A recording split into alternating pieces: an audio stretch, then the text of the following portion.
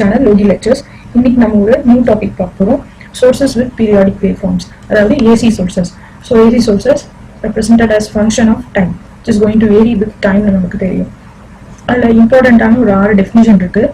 Peak value, instantaneous value, average value, RMS value, form factor, peak factor.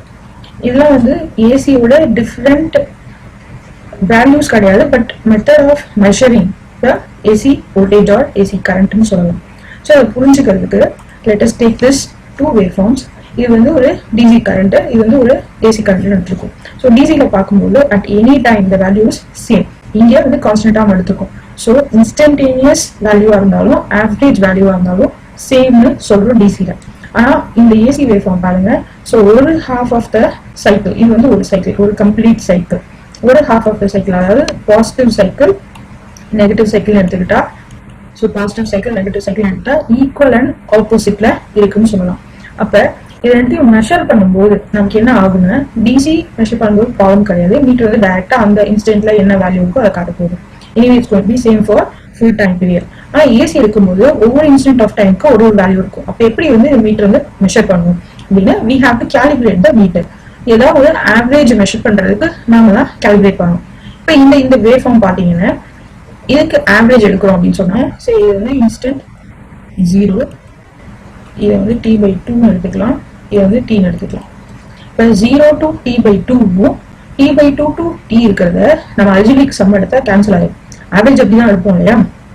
அப்போ average value நம்ம average எடுத்தா நமக்கு 0 வரும். இந்த பர்டிகுலர் வேவ் ஃபார்ம் கரண்ட் இருக்கு, ஸோ ஐ ஆவரேஜ் எடுத்துக்கலாம். ஐ ஆவரேஜ் வந்து 0 வரும். நம்ம கிளாசிக்கல் மெத்தட்ல ஆவரேஜ் எடுத்தோம்னு சொல்லலாம். பட் நம்ம இப்போ ஒரு யோசிக்கணும் இல்லையா? அப்போ கரண்ட் வந்து ஒரு ஹாஃப் சைக்கிளுக்கு பாசிட்டிவ் டைரக்ஷன்லையும் இன்னொரு ஹாஃப் சைக்கிளுக்கு நெகட்டிவ் டைரக்ஷன்லையும் டிராவல் ஆகுது அப்படின்னு சொன்னா, அதாவது இது வந்து ஃபார்வர்ட்லையும் இது வந்து ரிவர்ஸ்லையும் டிராவல் ஆகுது அப்படின்னா நெட் கரண்ட் 0 தான் இருக்கும். ஆனாலும் இப்படி வந்துட்டு ஏசியில நமக்கு இந்த பல்பு ப்ளோ ஆகுது அப்படின்னு சொல்லி பார்க்கலாம். ஸோ இங்க பாத்தீங்கன்னா ஒரு பேட்டரி இந்த பல்ப் கூட கனெக்ட் பண்ணிருக்கோம். ஸோ பிளஸ்ல இருந்து மைனஸ்க்கு கன்வென்ஷனல் டைரக்ஷன் ஆஃப் கரண்ட் படி பார்த்தா கரண்ட் வந்து பிளஸ்ல இருந்து மைனஸ்க்கு டிராவல் ஆகுது, பல்ப் வந்து க்ளோ ஆகும். It produces some power. இப்போ இந்த ஏசியில பாத்தீங்கன்னா ஒரு ஏசி ஜென்ரேட்டர் போட்டுக்கோன்னு வச்சுக்கலாம். ஒரு ஹாஃப் சைக்கிளுக்கு கிரீன் கலர் பாருங்க, கரண்ட் வந்து ஃபார்வர்ட்ல இருக்கும். இன்னொரு ஹாஃப் சைக்கிளுக்கு கரண்ட் வந்து ரிவர்ஸ்ல இருக்கும், அதாவது இந்த டெர்மினல்ல இருந்து இந்த டெர்மினலுக்கு போகும். அப்படி எடுத்தா ஆவரேஜ் வந்து 0 தான் வரணும் கரண்ட். அப்ப எப்படி இந்த லேம்ப் வந்து க்ளோ ஆகுது? இதுல என்ன நடக்குது அப்படின்னா, இந்த லேம்ப் க்ளோ ஆகிறதுக்கு கரண்டோட டைரக்ஷனோ இல்ல எலக்ட்ரானோட டைரக்ஷனோ முக்கியம் கிடையாது. whenever electron moves past this lamp, energy வந்து எலக்ட்ரான் வந்து இதுக்கு டிரான்ஸ்ஃபர் ஆகுது. எனர்ஜி வந்து அதாவது கைனடிக் எனர்ஜி வந்து எலக்ட்ரான்ஸ்ல இருந்து ஆட்டம்ஸ் ஆஃப் த ஃபிலமெண்ட்டுக்கு டிரான்ஸ்ஃபர் ஆகுது. So that the filament material gets heated and therefore இது வந்து பவர் ப்ரொடியூஸ் பண்ணுது.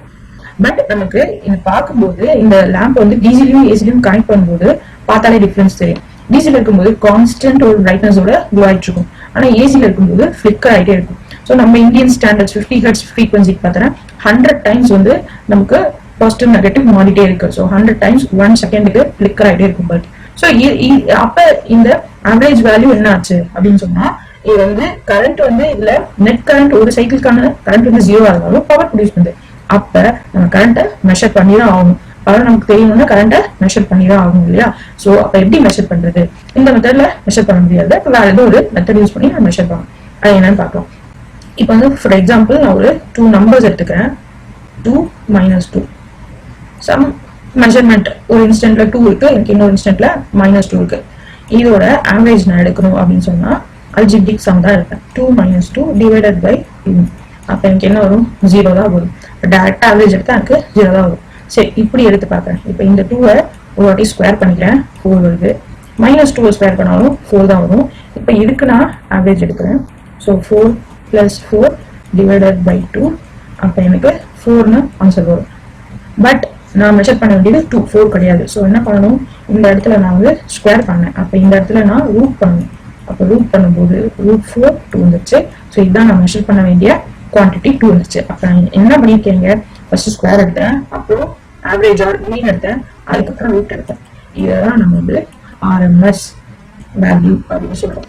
So root of mean of the squares of some value, RMS value. Root mean square. So பாருங்க ரிவர்ஸ்ல இருக்கு. First square எடுத்தோம், அப்புறம் அந்த எல்லா ஸ்கொயருக்கும் மீன் அதாவது ஆவரேஜ் எடுத்தோம், அதுக்கப்புறம் அந்த ஆன்சருக்கு ரூட் எடுத்தோம், நமக்கு ஒரு நான் ஜீரோ வேல்யூ கிடைச்சிருச்சு. ஸோ அப்ப நம்ம ஆர்எம்எஸ் மெத்தட்ல மெஷர் பண்ணோம்னு சொன்னா நமக்கு எவ்வளவு கரண்ட் வந்து இந்த பவர் ப்ரொடியூஸ் பண்ணுது நம்ம தெரிஞ்சுக்கலாம். அப்ப இது ஒரு மெத்தட் ஆஃப் மெஷர்மெண்ட்ன்றது நம்ம இங்க புரிஞ்சுக்கணும். சரியா? இப்ப பாருங்க. So peak value instantaneous value is defined by the name itself. Peak value ன்றது maximum value of the wave. Okay, instantaneous value ன்றது at each instant of time. So அது நமக்கு புரியுது. RMS ன்றது இப்பதான் நம்ம டிஃபைன் பண்ணிட்டு இருக்கோம். So square root of இது வந்து என்னது average of some waveform. ஏன் இன்டகிரேஷன்ல எடுத்துருக்கோம்? இப்போ சைனசாய்டல் வேவ்ஃபார்ம் வந்து இருந்துச்சுன்னா கண்டினியூஸா டைம்ல வேரி ஆயிட்டே இருக்கு. அப்ப நம்மளால ஒரு இன்ஸ்டன்ட்க்கு என்னென்ன பார்த்து ஆட் பண்ணிட்டு இருக்க முடியாது, அதனால இன்டகிரேஷன் எடுத்திருக்கோம். ஓகே, ஸோ இன்டகிரேஷன் பண்றதுக்கு முன்னாடி ஸ்கொயர் எடுத்திருக்கோம். ஓகேவா? ஸோ ஸ்கொயர் ரூட் ஆஃப், அதாவது root of mean of the square X RMS. So இங்க இங்க டைம் பீரியட் டி எடுத்திருக்கோம். So square root of 1/t integration 0 to t x of t square dt. இது sinusoidal wave form கிடைக்கும் போது ஒரு cycle வந்து 2π seconds இல்லையா? So 1/2π 0 to 2π vm sin omega t square d of omega t. இதை வந்துட்டு நம்ம சால்வ் பண்ணணும்னு சொன்னா VRMS equal to vm/√2 கிடைக்கும். ஸோ பேசிக்கா எப்படி நம்ம டிஃபைன் பண்ணலாம் RMS வேல்யூ ஆர் எஃபெக்டிவ் வேல்யூவை? It is a heating effect of the circuit. It is equivalent to heating effect in a DC circuit. ஆக்சுவலா மெஷர் பண்றது AC circuitல. So it is equivalent of heat produced by DC ன்னு சொல்லலாம். RMS value or effective value can be defined as equivalent of heat produced by DC அப்படின்னு சொல்லலாம். Average value பாருங்க. So அப்ப இந்த பர்டிகுலர் வேவ் ஃபார்முக்கு நம்ம இப்படி ஃபுல் சைக்கிள் எடுத்தா ஆவரேஜ் நமக்கு கிடைக்காது, ஆனா ஹாஃப் சைக்கிள் எடுத்தா நமக்கு ஆவரேஜ் கிடைக்கும் இல்லையா? ஸோ இந்த மாதிரி சிமெட்ரிக்கல் வேவ் ஃபார்ம்ஸ்க்கு ஹாஃப் சைக்கிள் எடுத்தா நமக்கு ஆவரேஜ் கிடைக்கும். மீதி எல்லா சைக்கிள்ஸ்க்கும் ஃபுல் பீரியாடிக் வேவ் ஃபார்முக்கு எடுத்துக்கலாம். So 1/t integration 0 to t x of t dt அப்படின்னு இருக்கு. அண்ட் எப்படி டிஃபைன் பண்றோம்?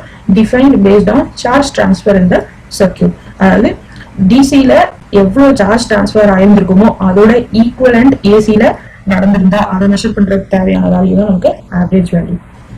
சைன் வேவ்க்கு 1/π 0 to π. ஸோ சைன் வேவ்க்கு சிமெட்ரிக்கலா தான் இருக்க போகுது, 2 ஹாஃப் சைக்கிள். ஸோ ஒரு ஹாஃப் சைக்கிளுக்கு மட்டும் போட்டிருக்கோம் 1/π 0 to π vm sin omega t d of omega t. பாருங்க, ஹாஃப் சைக்கிளுக்கு மட்டும் போட்டிருக்கோம். அதை சால்வ் பண்ணா 2vm/π வரும். ஸோ இது ரெண்டுத்தையும் நம்ம எப்பவுமே ஞாபகம் வச்சுக்கணும். அடுத்தது ஃபார்ம் ஃபேக்டர். ஃபார்ம் ஃபேக்டர்ன்றது ஒன்றும் இல்லை, ஒரு factor which represents configuration of the waves. So இதை வச்சு நம்ம ஆர்எம்எஸ் வேல்யூக்கும் ஆவரேஜ் வேல்யூக்கும் இருக்கக்கூடிய ரிலேஷன்ஷிப் என்னன்னு தெரிஞ்சுக்கலாம். இப்போ நம்ம பேசிட்டு இருக்கோம்னா மீட்டர்ஸ் எல்லாம் நம்ம ஆர்எம்எஸ் வேல்யூவை மெஷர் பண்றதுக்கு கேலிபிரேட் பண்ண பேசிட்டு இருக்கோம்.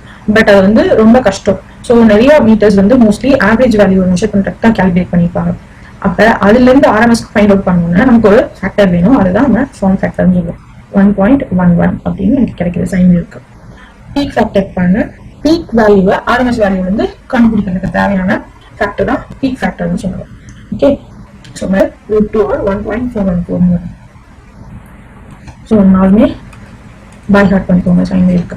வேற என்ன இங்கே நோட் பண்ணணும்னு சொன்னா, well connecting meters in circuit DC அரேஞ்சுன்னு peak value, average value, RMS value எல்லாமே ஒன்று தான். ஸோ ஒரே ரீடிங் தான் கொடுக்கும் டிசி சர்க்யூட்ஸ்ல. அதே மீட்டர்ஸ் ஏசி சர்க்யூட்ஸ்ல போட்டோம்னு சொன்னா that calibrated to display RMS value. இப்போ நமக்கு ப்ராப்ளம்ல find out the current value measured by the ammeter or find out the watt meter reading, find out the voltmeter reading கொடுக்குறாங்க அப்படின்னா இன்டெரக்டா அந்த RMS வேல்யூ ஃபைண்ட் அவுட் பண்ண சொல்றாங்கன்னு அர்த்தம். So இதை ஞாபகம் வச்சுக்கணும்.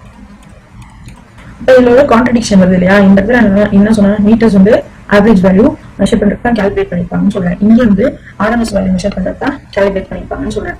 அப்ப அதுல இருக்க டிஃபரன்ஸ் என்னன்னு சொன்னா ஆவரேஜ் வேல்யூவை உள்ளுக்குள்ள கேல்குலேட் பண்ணிருப்பாங்க, டிஸ்பிளேல வரும்போது RMS வேல்யூக்கு மாத்திடுவாங்க. அது எப்படின்னா நமக்கு தான் தெரியும் இல்லையா? ஸோ ஆவரேஜ் வேல்யூ இன்டூ 1.11க்கு ஒரு மல்டிப்ளையர் போட்டிருப்பாங்க. அப்போ நமக்கு டிஸ்பிளேல வரும்போது என்ன வந்துடும்? RMS வேல்யூவா வந்துடும். அதுதான் அக்யூரேட், அதாவது nearer to the DC equivalent இருக்கும். RMS தான். ஆவரேஜ் வந்து நியரர் டு டிசி ஈக்குவலண்ட் இருக்காது, அக்யூரேட் கிடையாது. RMS தான் அக்யூரேட். ஸோ டிஸ்பிளேல கேலிபிரேஷன் வந்து RMSக்கு தான் இருக்கும். ஓகே, இந்த டேபிள் வந்து நோட் பண்ணிக்கோங்க. ஸோ இது வந்து 3 standard wave forms: sine wave, rectangular wave, triangular wave. 4 வேல்யூஸையும் நோட் பண்ணிக்கோங்க. ரெக்டாங்குலர் வேவ்க்கு பார்த்தீங்கன்னா ஆவரேஜ் RMS சேமா இருக்கு, ஃபார்ம் ஃபேக்டர், பீக் ஃபேக்டர், அதனால 1 வந்துருக்கு. அதை நோட் பண்ணிக்கலாம். ஆப்ஜெக்டிவ் டைப் கொஷின்ஸ்லாம் கேட்பாங்க.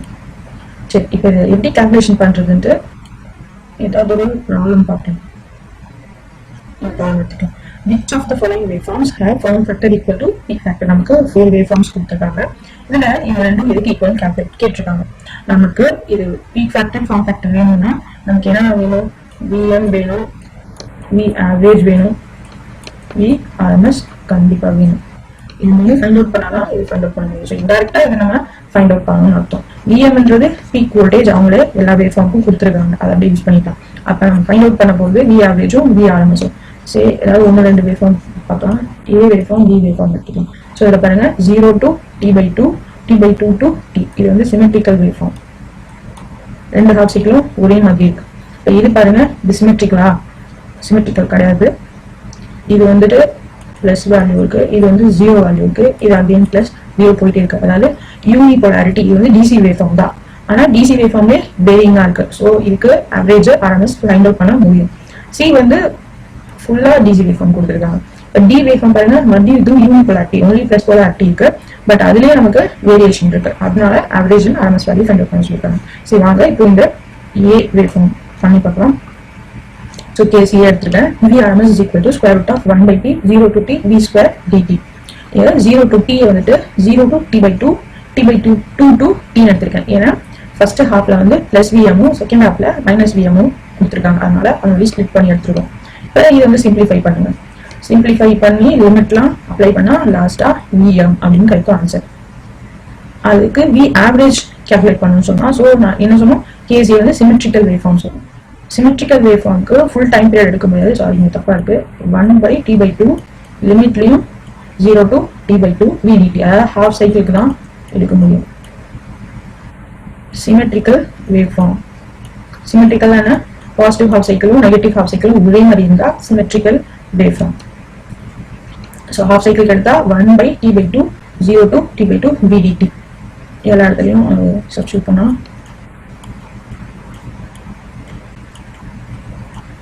ஸோ ஃபைனல் ஆன்சர் வந்து விஎம் தான் இருக்கும் வரும். அப்போ RMS வேல்யூ ஆவரேஜ் வேல்யூ ரெண்டுமே விஎம் இருக்கு. ஸோ ஃபார்ம் ஃபேக்டர் 1 தான் வரும், பீக் ஃபேக்டரும் 1 தான் வரும். செகண்ட் வேவ் ஃபார்ம் பாருங்க. ஸோ 0 to t/2 விஎம் இருக்கு, t/2 to t 0 இருக்கு. ஸோ பாருங்க case B V RMS square root of 1 by t 0 to t v square dt. இப்போ இன்னும் 0 to t வந்து 0 to t/2 t/2 to t நம்ம பிரிச்சிருக்கோம்.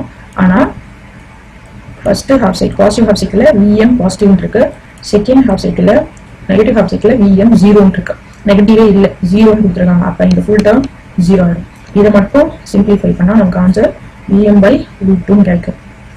V average பாத்தீங்கன்னா 1 by t 0 to t/2. ஆக்சுவலா இங்க 0 to t னே எடுங்க, அதுக்கப்புறம் 0 to t/2 t/2 to t அப்படின்னு ஸ்பிளிட் பண்ணும்போது t/2 to t வந்து 0 ஆயிடும். அதனால இங்க 0 to t/2 மட்டும் போட்டிருக்கேன்.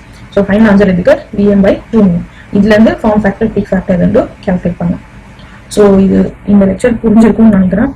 நெக்ஸ்ட் லெக்சர்ல ப்ராப்ளம்ஸ் போடலாம், இது ரிலேட்டடான ப்ராப்ளம்ஸ் போடணும். அதாவது டவுட் இருந்தால் கமெண்ட்ஸ்ல போடுங்க. Thank you. Hello friends, welcome back to my YouTube channel Logi Lectures. Last lectureல RMS value என்ன, average value என்னன்னு சொல்லி நம்ம பார்த்திருந்தோம். So RMS or average value was calculated like a DC equivalent for any AC circuit. அதாவது ஒரு DC சர்க்யூட்ல ஒரு constant வோல்டேஜோ constant கரண்டோ எந்த அளவுக்கு பவரை ப்ரொடியூஸ் பண்ணிருக்கோன்றது ஈஸியா மெஷர் பண்ணிடலாம். அதே மாதிரி ஒரு ஏசி சர்க்யூட்ல அதாவது கண்டினியூஸா வேரி ஆகிட்டு இருக்க ஒரு கரண்ட் சோர்ஸோ இல்ல வோல்டேஜ் சோர்ஸோ இருக்கக்கூடிய ஒரு ஏசி சர்க்யூட்ல நம்ம பவரை கால்குலேட் பண்றதுக்கு ஏற்படுத்தப்பட்ட ஒரு மெத்தட் தான் RMS or average value calculation. So இப்படிதான் இருக்கும். ஆவரேஜ் வேல்யூ வந்து it is always less than the RMS value. அப்ப நேத்தே நம்ம சொன்னோம் RMS தான் ஆக்யூரேட்டான மெஷர்மெண்ட் அப்படின்னு சொன்னோம். அண்ட் அதே டைம்ல ஆவரேஜ் வேல்யூ வந்து இந்த மாதிரி சிமெட்ரிக்கல் வேவ் ஃபார்ம்ஸ் கால்குலேட் பண்ணும்போது 0 வரும். அப்ப அதுக்காக தான் நம்ம RMS மெத்தட் ஆஃப் கால்குலேஷனுக்கு போறோம். நாட் சிமெட்ரிக்கல் வேல்யூஸ்க்கு ஆவரேஜ் மெத்தட் கூட எடுத்துக்கலாம். அண்ட் அதர் டெஃபினிஷன்ஸ் வந்து பீக் வேல்யூ என்னன்னு பார்த்தோம், இன்ஸ்டன்டேனியஸ் என்னன்னு பார்த்தோம், இங்க பீக் டு பீக் வேல்யூன்னு பார்க்கறோம். ஸோ கொஸ்டின்ல உங்களுக்கு ப்ராப்ளம்ஸ்ல கொடுக்கறது பீக் வேல்யூ தான், பீக் டு பீக் கிடையாது. அவங்க மென்ஷன் பண்ணி கொடுத்தாதான் அதை பீக் டு பீக் எடுத்துக்கணும். அப்படி இல்லைன்னா பீக் வேல்யூ Vm Im கொடுக்கலாங்கன்னா பீக் வேல்யூ தான் அதை எடுத்துக்கணும். இது இல்லாம ஃபார்ம் ஃபேக்டர் பீக் ஃபேக்டர்னு என்னன்னு பார்த்துக்கணும். ஸோ இன்னைக்கு பவர் கண்டினியூ பண்ணலாம். நம்ம instantaneous power as function of t, p average இது ரெண்டும் தான் ஃபைண்ட் அவுட் பண்ண போறோம். ஸோ இங்க ஒரு சிம்பிள் சர்க்யூட் எடுத்திருக்கோம். V of t equal to Vm sin omega t. அப்போ இந்த Vm என்றது peak value of voltage, omega t என்றது frequency of the sine wave. So sinusoidal function இது. And ஒரு resistance R feed பண்ற மாதிரி எடுத்துருக்கும். So that current I of t is flowing in the circuit. I of t எப்படி find out பண்ணுவோம்? V divided by R. Vm sin omega t divided by R. So Im sin omega t. Im என்றது தான் peak value of this I of t ன்னு சொல்றோம். அடுத்தது நமக்கு என்ன வேணும்? Instantaneous power P of t வேணும். Small p or P of t ன்னு சொல்றோம். It is product of V of t into I of t. So Vm Im sin square omega t ன்னு வருது. நமக்கு தெரியும் sin square theta is equal to 1 minus cos 2 theta by 2.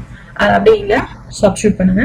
So ஃபைனலா நமக்கு P of t equal to Vm Im by 2 1 minus cos 2 omega t அப்படின்னு வரும். So இங்க பாத்தீங்கன்னா 2 times frequency. இது omega t frequency of the sine wave and sine wave voltage and current ன்னு நமக்கு இருக்கு. இங்க நமக்கு 2 into omega t வந்திருக்கு. So இது ஒரு important one more question. பவரோட frequency என்ன சர்க்யூட்ல அப்படின்றது ஒரு one more question. So when V of t and I of t completes one cycle, power completes two cycle. அப்ப frequency standard frequency 50 Hz இருக்கும்போது பவரோட frequency வந்து 100 Hz. ஓகேவா? அடுத்து P average நமக்கு formula தெரியும். 1/t integration 0 to t P of t d of t ன்னு பார்த்தோம். So இங்க டைம் பீரியட் கொடுக்குறதுல ரேடியன்ஸ்ல ஒமேகா t கொடுத்துருக்காங்க. அதனால t equal to 1/2 பை எடுத்துப்போம். t equal to 2 பை எடுத்துப்போம். So 1/2 pi 0 to 2 pi P of t d of omega t இருக்கு. அப்படியே இது இங்க சப்ஸ்டிட்யூட் பண்ணலாம். நமக்கு 1 minus cos 2 omega t 1 Vm Im by 2 லாம் வெளில போயிடுச்சு. இப்போ இன்டெகிரேட் பண்ணீங்கன்னா 1 இன்டெகிரேட் பண்ணும்போது ஒமேகா t வரும். So 2 pi minus 0 2 pi cancel ஆயிரும். இப்போ integration of cos 2 omega t போட்டா sin 2 omega t நமக்கு வரும். sin 2 into omega t பதிலா 2 பை சப்ஸ்டிட்யூட் பண்ணி பாருங்க. ஸோ sin 4 பை வரும். Anything into multiple of 2 any pi value into multiple of 2 வந்து நமக்கு 0 சைனை பொறுத்த வரைக்கும். ஸோ sin 4 பை வந்து 0 sin 0 0 தான். அப்போ இந்த டேர்மே வந்து 0 ஆயிடும். இப்போ ஃபைனலா நமக்கு என்ன இருக்கு? P average is equal to Vm Im by 2 அப்படின்ட்டு இருக்கு. அப்ப Vm by root 2 Im by root 2 நம்ம பிரிச்சு எழுதலாம். Vm by root Im by root is nothing but Vrms IRMS for sinusoidal current. அப்ப P average equal to Vrms IRMS ன்னு வருது. நல்லா நோட் பண்ணுங்க. நம்ம ஃபைண்ட் அவுட் பண்றது ஆவரேஜ் பவர். ஆனா நமக்கு எப்படி வந்திருக்கு? Product of RMS voltage into RMS current ன்னு வந்திருக்கு. அண்ட் நம்மளோட எய்ம் என்ன? ஒரு கான்ஸ்டன்டான வோல்டேஜோ கரண்டோ எந்த அளவுக்கு ஒரு சர்க்யூட்ல பவரை ப்ரொடியூஸ் பண்ணணும் தெரிஞ்சுக்கிறது தான். அப்ப இங்க நம்ம பவரை பொறுத்த வரைக்கும் ஆவரேஜ் ஃபைண்ட் அவுட் பண்ணாலே அது நமக்கு தெரிஞ்சிடுது. So P average is equal to PRMS in case of power மட்டும். PRMSனா நம்ம தனியா கால்குலேட் பண்ணவே மாட்டோம். சரியா? ஞாபகம் வச்சுக்கோங்க. வோல்டேஜுக்கும் கரண்ட்டுக்கும் RMS வேல்யூ ஆவரேஜ் வேல்யூ வேற வேற. ஆனா பவருக்கு ஆவரேஜ் வேல்யூ RMS வேல்யூ ஒண்ணுதான். ரைட்டா? இப்போ ஒரு ப்ராப்ளம் ஒன்று பார்க்கலாம். ஓகே, இதை பேஸ் பண்ணி ஒரு ப்ராப்ளம் பார்க்கலாம்.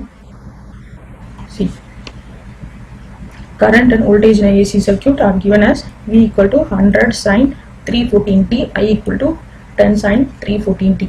Find the reading of a wattmeter. Reading of a wattmeter connected near the source. So நேத்தியே நம்ம வந்து டிஸ்கஸ் பண்ணோம். Reading of any meter அப்படின்னு கேட்டிருந்தாங்கன்னா என்ன கேட்குறாங்க? நமக்கு RMS வேல்யூ கேட்குறாங்க. ஸோ இங்கே வந்து RMS வாட்ஸ் கேட்குறாங்க. RMS watts is nothing but PRMS. இப்போ தான் நம்ம பார்த்தோம் இல்லையா, பவரை பொறுத்த வரைக்கும் ஆவரேஜ் பவரும் RMS பவரும் ரெண்டுமே ஒன்று தான். தனியாக RMS பவருக்கு நீங்கள் ஃபார்முலா போட்டு கண்டுபிடிக்க தேவையில்லை. It is equal to VRMS into IRMS. So VRMS IRMS எப்படி எழுதலாம்? Vm by root 2 Im by root 2 எழுதலாமா? ஸோ Vmன்றது 100 Imன்றது 10 சப்ஸ்டியூட் பண்ணால் நமக்கு ஆன்சர் வந்துடும். இதெல்லாம் இந்த மாதிரி தான் 1 மார்க் நமக்கு கேட்பாங்க. இங்கே பாருங்க, செகண்ட் ப்ராப்ளம் பாருங்க. A 25 ohm resistance has a voltage of V equal to 150 sin 377t. Find power P and average power P average over one cycle. So இங்கே வோல்டேஜும் ரெசிஸ்டன்ஸும் கொடுத்ததுனால ஃபர்ஸ்ட் அது வந்து கரண்ட்டை ஃபைண்ட் அவுட் பண்ணுறோம். Just divide V by R. I கிடைச்சிருச்சு. அடுத்தது small பின்றது instantaneous power. இப்போ instantaneous voltage into instantaneous கரண்ட்னு போட்டு ஸ்டார்ட் பண்ணலாம். ஏன்னா இங்கே நமக்கு RMSலாம் எதுவுமே தெரியாது. அப்போ அப்படியே மல்டிப்ளை பண்ணுங்க, அப்படியே ஆன்சர் எழுதுங்க. ஆப்ஷன்ஸ்ல கூட இப்படி தான் கொடுத்துருப்பாங்க. அடுத்தது P average. P averageக்கு நமக்கு ஃபார்முலா தெரியும். P average equal to 1/t integration 0 to t P of dt வரும். இங்கே நமக்கு sine wave omega t formula கொடுத்துருக்காங்க. இப்போ omega t equal to 377t which can be taken as 2 pi in radians. 1 cycle சொல்லிட்டாங்க இல்லையா? So sign வேவ்ல 1 cycle வந்து 2π radians. அப்போ டீக்கு பதிலாக நம்ம 1 சைக்கிள்ன்றது 2π. இங்கே நம்ம டீனா என்னன்னு ஃபர்ஸ்ட் டிசைட் பண்ணணும். சைனசாய்டல் வேவ்ன்றதுனால ஹாஃப் சைக்கிளுக்கு தான் நம்ம ஆவரேஜ் எடுக்க முடியும். அதனால t = πன்னு இங்கே நம்ம போட்டுக்கணும். So 1/π 0 to π. டீக்கு என்ன ஃபைண்ட் அவுட் பண்ணமோ அதை அப்படியே போடுங்க. ஸோ அகெயின் இங்கே sin ஸ்கொயர் டேர்ம் வருது. 1 - cos 2θ டிவைடட் பை 2 ஃபார்முலா போடுங்க. அகெயின் இதை நம்ம இன்டகிரேட் பண்ணி லிமிட்ஸ் அப்ளை பண்ணும்போது இந்த டேர்ம் வந்து 0 ஆகிடும். பிகாஸ் காஸை இன்டகிரேட் பண்ணால் சைன் வரும் நமக்கு. sin 2 into π is 0. அதே மாதிரி sin 0 is 0. அதனால இந்த டேர்ம் போயிடும். ஸோ ஃபைனலாக நமக்கு ஆன்சர் வந்து 450 வாட்ஸ்ன்னு வந்துருக்கு. இப்போ பி ஆவரேஜ் எப்படி தான் கேல்குலேட் பண்ணுமா? கிடையாது. பி ஆவரேஜுக்கு இப்போ தானே ஒரு ஃபார்முலா ஃபைண்ட் அவுட் பண்ணோம். P average is equal to என்னன்னு ஃபைண்ட் அவுட் பண்ணோம்.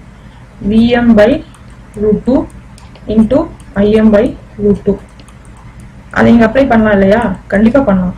இங்கே Vm 150, Im 6. அப்போ பாருங்க 150 இன்டூ 6 டிவைடட் பை 2. அதே 450 வாட்ஸ் தான் ஆன்சர். ரைட்டா? ஸோ எது ஈஸியோ அந்த மெத்தட் எடுத்துக்கோங்க. இது வந்து ஒரு அண்டர்ஸ்டாண்டிங் பர்பஸ்க்காக நான் அதை போட்டிருக்கேன். 1 மார்க்குக்கு 1 மார்க் பேஷன்ஸ்க்கு நமக்கு இந்த அளவுக்கு போதும். அதுவும் இல்லாமல் நமக்கு ஆப்ஷன்ஸ் கொடுத்துருக்காங்க. ஸோ இது வந்து எவ்வளோ சீக்கிரம் போட முடியுமோ அதுதான் நமக்கு வேணும். அது புரிஞ்சிருக்கும்னு நினைக்கிறேன். வேற ப்ராப்ளம் பார்க்கலாம். Okay, find the average value of a cosine wave with time period 2π and v is equal to vm cos theta அப்படின்னு கொடுத்துருக்காங்க. ஸோ இங்கே வந்து நல்லா நோட் பண்ணணும். கொசைன் வேவ் கொடுத்துருக்காங்க. கொசைன் வேவ் வந்து 0ல் பீக் இருக்கும். அதுலேருந்து ஸ்டார்ட் பண்ணி ஒரு கொசைன் வேவ் ஃபார்ம் ட்ரா பண்ணால் நமக்கு 0 to 2π வரைக்கும் இருக்கிற இந்த வேவ் தான் கொசைன் வேவ் அப்படின்னு சொல்லுவோம். ரைட்டா? ஸோ இதுக்கு என்ன கேட்டிருக்காங்க? ஆவரேஜ் வேல்யூ கேட்டிருக்காங்க. So V average equal to 1/π π/2 to 3π/2 நம்ம இங்கே போட்டிருக்கோம். ஏன்னு சொன்னால் ஒரு சைக்கிளுக்கு மட்டும், ஒரு ஹாஃப் சைக்கிளுக்கு மட்டும் நம்ம எடுத்திருக்கோம். பிகாஸ் கொசைன் வேவும் சிமெட்ரிக்கல் வேவ் ஃபார்ம் தான். சிமெட்ரிக்கல் வேவ் ஃபார்முக்கு ஹாஃப் சைக்கிளுக்கு எடுத்தால் போதும். இப்போ π/2 to 3π/2 இதான் கண்டினியூஸாக நமக்கு தெரியுது இல்லையா? அதனால அதை எடுத்திருக்கோம். vm cos theta dθ. cos θவை இன்டகிரேட் பண்ணால் மைனஸ் sin θ வரும். ஜஸ்ட் லிமிட்ஸ் அப்ளை பண்ணுங்க. ஸோ தட் நமக்கு ஆன்சர் வந்து சைன் வேவுக்கு என்ன வந்துச்சோ அதே தான் கொசைன் வேவுக்கும் வரும். So identical to sine wave but shifted by 90 degree. அந்த ஷிஃப்டிங் கூட நமக்கு வி ஆவரேஜில் ரிஃப்ளெக்ட் ஆகாது. இந்த ஷிஃப்டட் பை 90 டிகிரி எங்கே நமக்கு தெரியும்? இந்த இன்ஸ்டன்டேனியஸ் வேல்யூ பார்க்கும்போது தான் நமக்கு தெரியும். நெக்ஸ்ட் ப்ராப்ளம் பாருங்க. In a circuit, the voltage and current waves are represented as V is equal to 10 sin omega t plus 45, I equal to 10 sin omega t plus 60. Find the phase relationship. Phase relationship na enna? V க்கும் I க்கும் இடையில இருக்க phase angle அதான் கேட்டிருக்காங்க. So பார்த்தீங்கன்னா omega t plus 45 இதுக்கு வருது, omega t plus 16 வருது. அப்போ phase difference find out பண்ணோம்னா நம்ம ஃபர்ஸ்ட் ஆங்கிளை காமன் ஆக்கணும். அதுக்கு V அப்படியே வச்சுக்கோங்க. ஏதாவது ஒன்று அப்படியே வச்சுக்கலாம். இப்போ இங்கே நான் V அப்படியே வச்சுருக்கேன். ஐயில் மட்டும் என்ன பண்ண போகிறோன்னு இந்த வியில் இருக்கிற 45 ஆட் பண்ணி மைனஸ் பண்ண போகிறேன். ஸோ தட் இந்த ஃபுல் வேல்யூ வந்து சேஞ்ச் ஆகாது. இதுலேருந்து நான் ஆட் பண்ணி மைனஸ் பண்ணும்போது நான் இந்த 45 நான் இங்கே இந்த சைடு போட்டுறேன். ஸோ omega t plus 45 வச்சுக்கிறேன். 60 minus 45 ஆகிடும், 50 ஆகிடும். இப்போ இந்த ரெண்டு ஈக்குவேஷனையும் பாருங்கள். அப்போ omega t plus 45 காமன் ஆயிடுச்சா? அப்போ டிஃபரன்ஸ் என்ன? 15 டிகிரி. அப்போ டிஃபரன்ஸ் ஃபேஸ் ரிலேஷன்ஷிப் வந்து 15 டிகிரிஸ். அண்ட் இங்கே கரண்ட் வந்து ப்ளஸ் 15 இருக்கிறதுனால I லீட்ஸ் B by 15 டிகிரி. ஒருவேளை இங்கே மைனஸ் 15 வந்தால் current lags voltage by minus 15 நம்ம போட்டிருக்கோம். ரைட்டா? ஓகே, ஒரே ஒரு ப்ராப்ளம் இருக்குது, இது கூட பார்த்துருவோம். Current wave is given by I equal to 50 plus 30 sin omega t. obtain IRMS. இப்போ இங்கே பாருங்க கொஞ்சம் வித்தியாசமாக இருக்குது. யூஸ்வலாக நமக்கு I equal to 30 sin omega t கொடுத்தாங்கன்னா அது வேறு. இங்கே 50 plus 30 sin omega t கொடுத்துருக்காங்க. அதாவது ஒரு DC காம்பனண்ட்டும் இருக்குது. இப்போ இதுக்கு பாருங்க ரெண்டு மெத்தடில் சால்வ் பண்ணியிருக்கோம். மெத்தட் 1 I square RMS கேட்டிருக்கிறது IRMS தான் கேட்டிருக்காங்க. So I square RMS 1/2π. ஆக்சுவலாக IRMS போட்டால் ஸ்கொயர் ரூட்னு வரணும். நான் ஸ்கொயர் ரூட் போடுறதுக்கு கொஞ்சம் பெருசாக இருக்கிறதுனால I square RMSன்னு எடுத்திருக்கேன். So 1/2π integration 0 to 2π. இது அப்படியே நம்ம ஸ்கொயர் பண்ணணும். a plus b whole square ஃபார்மில் இருக்குது. So a plus b whole square ஃபார்மில் இருக்கிறது நீங்கள் எக்ஸ்பேண்ட் பண்ணிவிட்டு ஒன்று இன்டெகிரேட் பண்ணி லிமிட்ஸ் அப்ளை பண்ணாலும் உங்களுக்கு ஆன்சர் இதில் கிடைக்கும். அப்படி இல்லைன்னா இந்த ஷார்ட்கட் மெத்தடை ஃபாலோ பண்ணுங்கள். இம்பார்ட்டன்ட். எப்போ ஐ ஆர் வி வந்து இந்த டைப்பில் கொடுத்துருந்தா, அதாவது பாருங்க x of t equal to a0 plus a1 cos omega t plus a2 cos 2 omega t plus b1 sin omega t plus b2 sin 2 omega t plus இந்த மாதிரி ஒரு சீரீஸ்ல கொடுத்திருந்தாங்கன்னா, அதாவது ஒரு DC cos series sine series இப்படி கொடுத்திருந்தாங்கன்னா இதோட ஷார்ட்கட்டை இப்படி எழுதலாம். X RMS equal to square root of DC காம்பனண்டோட square a0 square plus half into a1 square plus a2 square plus half into b1 square plus b2 square போயிட்டே இருக்கும். எவ்வளோ வேல்யூஸ் கொடுத்துருக்காங்களோ. இதுல DC with cos or DC with sine கொடுத்துருந்தாங்கன்னா கொடுக்காத அப்படியே ignore பண்ணி போடுங்க. இந்த ப்ராப்ளம்க்கு ஒரு டிசி காம்பனண்ட்டும் ஒரே ஒரு சைன் காம்பனண்ட்டும் கொடுத்துருக்காங்க. So square root of 50 square plus half into இந்த 30 ஸ்கொயர் 54.3 ஆம்பியர்னு இருக்கு ஆன்சர் வரும். ஒரு வேலை கால்குலேட்டர் இல்லைன்னா ஆன்சரை இப்படியே கூட கொடுத்துருக்க சான்ஸ் இருக்கு. அப்போ நமக்கு கன்ஃபியூஸ் ஆகும் இல்லையா, இந்த மெத்தட்ல போட்டால் இன்டெகிரேஷனாக போட்டு லிமிட் அப்ளை பண்ண பிறகு அந்த ஆன்சர் வரும். பட் நமக்கு இந்த ஷார்ட்கட் தெரிஞ்சா டைரக்டாகவே இந்த ஆன்சரை கொண்டு வந்துடலாம். ரைட்டா? ஓகே. ஸோ இந்த சிம்பிள் ப்ராப்ளம்ஸ் புரிஞ்சிருக்கும்னு நினைக்கிறேன். நெக்ஸ்ட் லெக்சரில் பார்க்கலாம். தேங்க்யூ. இன்னைக்கு நம்ம steady state analysis of RLC circuit start பண்ண போகிறோம். So circuits involving RLC in different configurations. இதுக்கு முன்னாடி நம்ம பார்த்ததெல்லாம் வந்து வெறும் டிசி சர்க்யூட்ஸ், வெறும் ரெசிஸ்டர்ஸ் மட்டும் இருந்தது. அதே மாதிரி சோர்ஸ் சைடில் வந்துட்டு டிசி சோர்ஸ் கான்ஸ்டன்ட் சோர்சஸ் மட்டும் பார்த்தோம். நம்ம இங்கே வந்துட்டு நம்ம இண்டக்டர் கெப்பாசிட்டன்ஸை இன்க்ளூட் பண்ண போகிறோம். ஆஸ் வெல் அஸ் எக்ஸைட்டேஷன் வந்து சைனசாய்டல் எக்ஸைட்டேஷன் கொடுக்க போகிறோம். ஸோ தட் நம்மளோட ரெஸ்பான்ஸும் வந்து சைனசாய்டல் ரெஸ்பான்ஸாக கிடைக்கும் அப்படின்றதுக்காக. ஸோ ஒரு சர்க்யூட்டை ஸ்விட்ச் பண்ணும்போது சர்க்யூட் ஸ்விட்ச் from one condition to another, say ஒரு ஆஃப் கண்டிஷன்லேருந்து ஆன் கண்டிஷன் இல்லை ஆன்லேருந்து ஆஃப் அப்படி பண்ணும்போது அந்த சர்க்யூட்டில் ஒரு அப்ளைடு சோர்ஸ் வந்து சேஞ்சிங் சோர்ஸாக இருந்துச்சுன்னு சொன்னால், எக்ஸாம்பிள் நம்மளோட சைனசாய்டல் சோர்ஸை எடுத்துக்கலாம். ஆர் சர்க்யூட் எலமெண்ட்ஸ் வந்து சேஞ்ச் ஆகக்கூடிய சர்க்யூட் எலமெண்ட்ஸாக இருந்துச்சுன்னா, சேஞ்ச் ஆகுதுன்னா எலமெண்ட்ஸ் சேஞ்ச் ஆகுது, அவங்களோட behaviour with respect to excitation. Suppose இண்டக்டராக இருந்துச்சு அப்படின்னு சொன்னால் வோல்டேஜ் வந்து எப்படி இருக்கும், d by dt of i இருக்கும் இல்லையா. VL is equal to L into d by dt of i. So ப்ரொபோஷனலாக இருக்காது, பட் ஒரு டிஃப்ரெண்ட்டாக பிஹேவ் பண்ணும். அதே மாதிரி கெப்பாசிட்டராக இருந்துச்சுன்னா கரண்ட்ன்றது வோல்டேஜுக்கு ப்ரொபோஷனலாக இருக்காது. Instead I is equal to C into d by dt of V. ஓகேவா? இந்த மாதிரி ஒன்று எலமெண்ட்ஸ் வந்துட்டு ப்ரொபோஷனாலிட்டி எக்ஸிபிட் பண்ணாத எலமெண்ட்ஸாக இருக்குது, அதாவது எல்லும் சியும், அல்லது சோர்ஸ் வந்து நமக்கு கண்டினியூஸாக டைம் கூட வேரி ஆகிட்டே இருக்குது. So for example sinusoidal. இந்த மாதிரி இருக்கக்கூடிய சர்க்யூட்ஸில் ஸ்விட்சிங் பண்ணும்போது ரெஸ்பான்ஸ் வந்து எப்படி இருக்கும், ரெஸ்பான்ஸ்னா அவுட்புட் எப்படி இருக்கும்னு சொன்னால், ஃபர்ஸ்ட் வந்துட்டு ஒரு பர்டிகுலர் டைமுக்கு ஆசிலேட் ஆகிட்டு இருக்கும். அது வந்துட்டு நம்ம டிரான்சிஷனல் பீரியட் அப்படின்னு சொல்கிறோம். அண்ட் அதை வந்து நம்ம டிரான்சியன்ஸ் அப்படின்னு சொல்கிறோம். இந்த டிரான்சியன்ஸ் முடிஞ்ச பிறகு நமக்கு ஒரு கான்ஸ்டன்ட்டுக்கு வரும் அவுட்புட்டு, அதை வந்து நம்ம ஸ்டடி ஸ்டேட் அப்படின்னு சொல்கிறோம். சரியா? அப்போ ரெண்டு நமக்கு காம்பனண்ட் இருக்க போகுது அவுட்புட்டில், டிரான்சியன்ட் காம்பனண்ட்டும் ஸ்டடி ஸ்டேட் காம்பனண்ட்டும். ஸோ இதை பற்றி படிக்கிறது தான் ரெண்டு சாப்டராக நம்ம படிக்கிறோம், டிரான்சியன்ட் அனாலிசிஸ் ஸ்டடி ஸ்டேட் அனாலிசிஸ்ன்னு சொல்லிட்டு.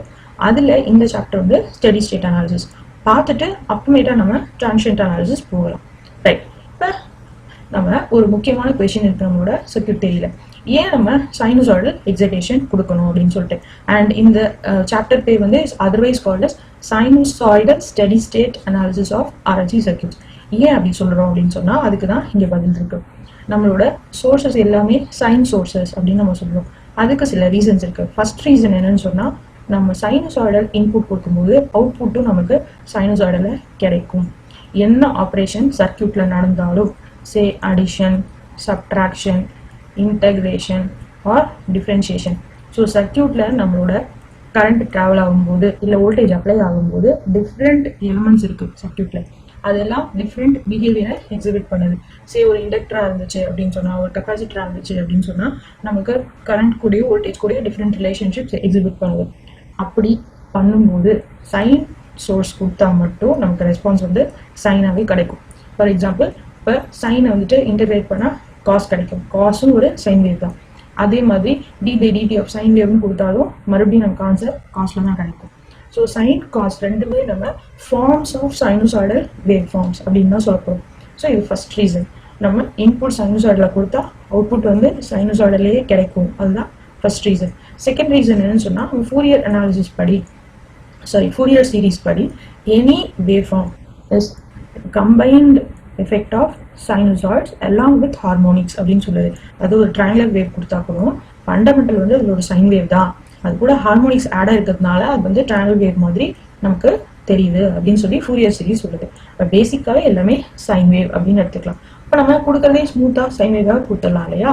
அது செகண்ட் ரீசன். தேர்ட் ரீசன் என்னன்னு சொன்னால், நம்மளோட ஜென்ரேட்டர்ஸ், ஏசி ஜென்ரேட்டர்ஸ், நம்மளோட ஃப்ளக்ஸ் சேஞ்ச் ஆகுறது எல்லாமே சைனசாய்டல் பேட்டர்னில் தான் சேஞ்ச் ஆகுது. ஸோ அவுட்புட் வந்து நமக்கு சைனசாய்டல் அவுட்புட் தான் கிடைக்குது. சரியா? இது வந்துட்டு ஒரு இம்பார்ட்டன்ட் 1 மார்க் கொஷின்ஸாக நிறைய காம்படிட்டிவ் எக்ஸாம்ஸில் கேட்டிருக்காங்க, ஞாபகம் வச்சுக்கோங்க. சரி, வேறு என்னெல்லாம் இதில் நம்ம லேர்ன் பண்ண போகிறோம் அப்படின்னு சொன்னால், ஸோ நம்மளோட வேவ் ஃபார்மோட ஷேப்பு இப்படி தான் இருக்கும். V of t is equal to Vm cos of omega t plus phi. இப்போ தான் நான் சொன்னேன் இல்லையா, காஸ் சைன் எல்லாமே forms of sinusoidal wave forms அப்படின்னு சொல்லிட்டு.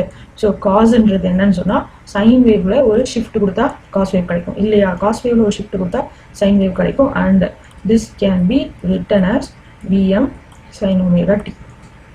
இதுதான் நம்ம Vm sin omega t அப்படின்னு எழுதுறோம்.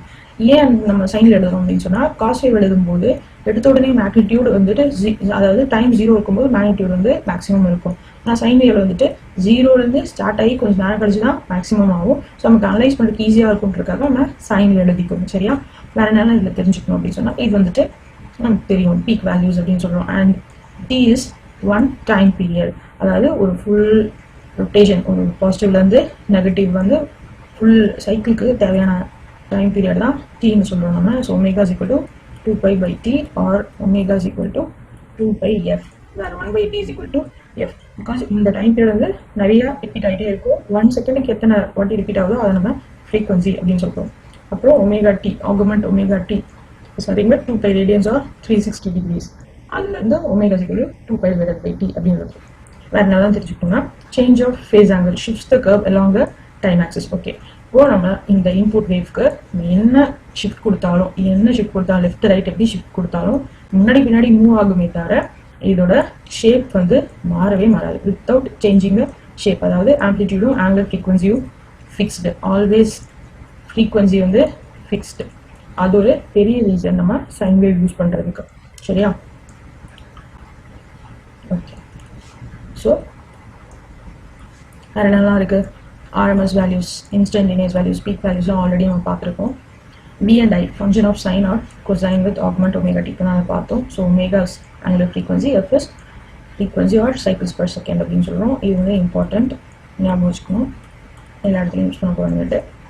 RLC, pure resistance, inductance, capacitance. அப்புறம்னா இங்கே வந்து கான்செப்ட் ஆஃப் காம்ப்ளெக்ஸ் இம்பிடன்ஸை நம்ம பார்க்க போகிறோம். Z and admittance Y.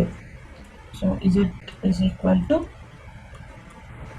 R plus or minus Jx, and admittance is equal to G plus or minus Jb. So resistance, reactance, conductance, susceptance, and inductive reactance formula, capacitive reactance formula already நம்ம பார்த்துருக்கோம். அப்புறம் concept of power factor படிக்க போகிறோம். Different power இருக்கு இல்லையா, reactive power, real power, apparent power, complex power, அதெல்லாம் அதில் படிக்க போகிறோம். ஏசி குவான்டிட்டிஸ் அனலைஸ் பண்ணும்போது நமக்கு மேக்னிடியூட் டைரக்ஷனல் 2 கிடைக்கும். ஆனால் டிசி குவான்டிட்டிஸில் வெறும் மேக்னிடியூட் மட்டும் தான் நமக்கு கிடைக்கும். அதனால் நம்ம டைரக்ஷன் பற்றி கவலைப்படல. இங்கே 2மே இருக்க போது. ஸோ இதை ரெப்ரசென்ட் பண்ணுறது போலாரா ரெக்டாங்குலர் ஃபார்மில் ரெப்ரசென்ட் பண்ண போகிறோம். போலார் ஃபார்ம்ன்றது ஆர் அண்ட் தீட்டா, ஒரு மேக்னிடியூடும் ஒரு ஆங்கிளும் இருக்கும். இது போலார் ஃபார்ம். ரெக்டாங்குலர் ஃபார்ம்ன்றது A plus JB, அதாவது ஒரு ரியல் பார்ட்டும் ஒரு இமேஜினரி பார்ட்டும் இருக்கும். காம்ப்ளெக்ஸ் ஃபார்ம் அப்படின்னு கூட சொல்லுவோம். சரியா? ஸோ இந்த கன்வர்ஷன் நமக்கு தெரிஞ்சுக்கணும். Polar to rectangular, rectangular to conversion நமக்கு தெரிஞ்சுக்கணும். அதுதான் இங்கே கொடுத்துருங்க, இது நீங்கள் நோட் பண்ணிக்கணும். ஆர் ஆங்கிள் தீட்டான்னு இருந்துச்சுன்னா அது வந்து A plus JB ஃபார்முக்கு கன்வெர்ட் பண்ணுறதுக்கு A is equal to R cos theta, B is equal to R sin theta. இந்த சயின்டிஃபிக் கால்குலேட்டர்லையும் நேரடியாக கன்வர்ஷன் இருக்காது. Polar to rectangular, rectangular to polar. So நம்ம இப்படி தான் கன்வெர்ட் பண்ணியாகணும். அதை நான் உங்களுக்கு சொல்லிக் கொடுக்குறேன். அதே மாதிரி ரெக்டாங்குலர் கொடுத்துருந்தாங்க, போலார் ஃபைண்ட் அவுட் பண்ணுறதுக்கு R is equal to square root of A square plus B square, theta is equal to tan inverse of B/B. சரியா? Okay. So series parallel AC circuits.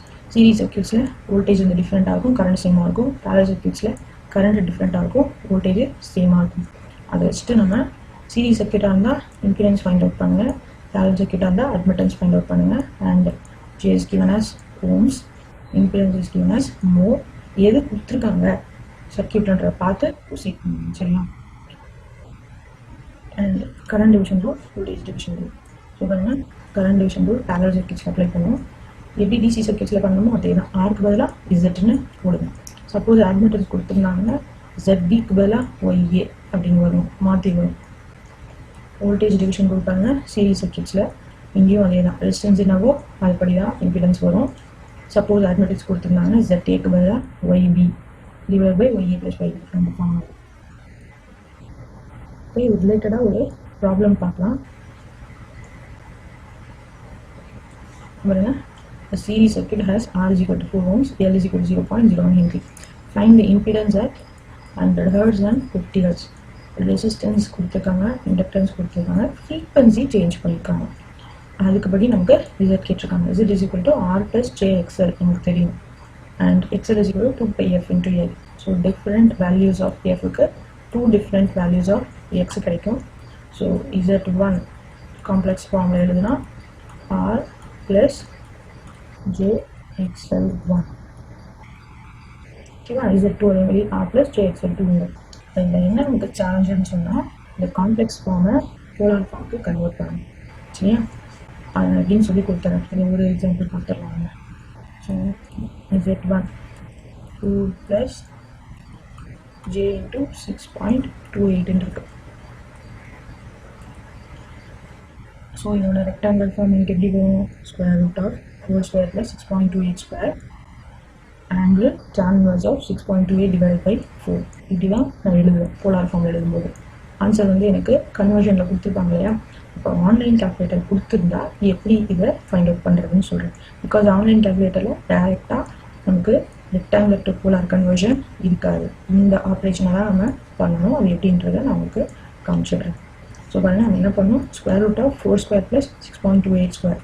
பாருங்கள், கிளியர் கொடுத்துக்கணும் எடுத்த உடனே. So நமக்கு தேவை 4.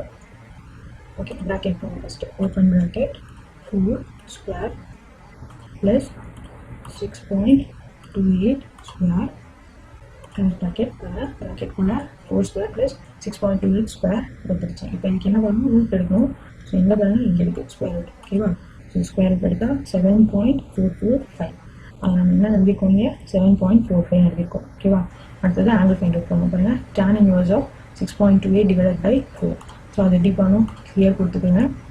6.28 divided by 4. Okay, இதுக்கு tan inverse இங்கே இருக்குது 57.505. பாருங்கள், 57.5 degrees. ஓகேவா? இதுதான் கன்வெர்ட் பண்ணும். ஸோ நம்ம சயின்டிஃபிக் கால்குலேட்டருக்கு தான் இதில் உங்களுக்கு எதுவுமே டைரெக்டாக கன்வெர்ட் பண்ண முடியாது. அப்பப்போ ஒரு ப்ராப்ளம்க்கு இதை நான் சொல்லித்தரேன். இல்லைனாலும் ஒரு செஷன் ஃபுல்லாக நான் ஆன்லைன் கால்குலேட்டருக்கு யூஸ் பண்ணுறதுன்றதை சொல்லிட்டேன். ஓகே, மீதி ப்ராப்ளம்ஸ் நம்ம நெக்ஸ்ட் வீடியோவில் பார்க்கலாம். தேங்க்யூ.